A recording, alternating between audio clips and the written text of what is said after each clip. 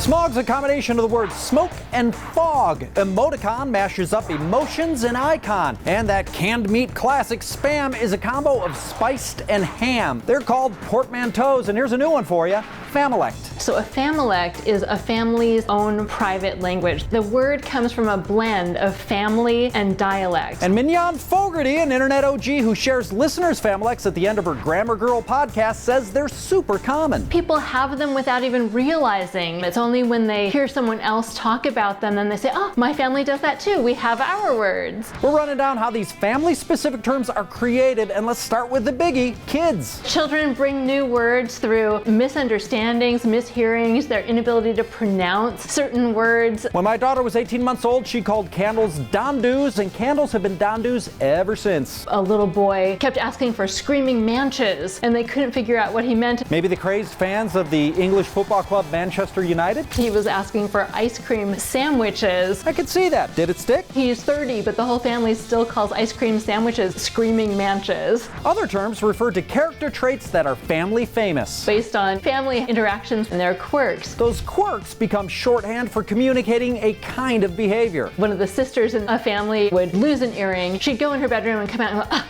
I can't find it anywhere. And then the mother would go and find it within 5 seconds. So when someone couldn't find something, they'd say, did you look for it or did just Amy look for it? Meaning you barely looked at all. Familect terms can also arise from you had to be there moments. A lot of families have complicated stories where a word has come from that no one in a million years would ever guess. Mignon has an example of her own. In my family, we call ficus trees Normans because my husband and I had just seen the movie City Slickers where a calf is delivered in a big mess and then Billy Crystal holds it up and names it Norman. So, ficus trees? Right after that, I had been biking home with a small ficus tree in my backpack and it started to rain. So when I got home, I pulled this muddy, messy ficus tree out of my backpack and my husband just started laughing and went, Norman!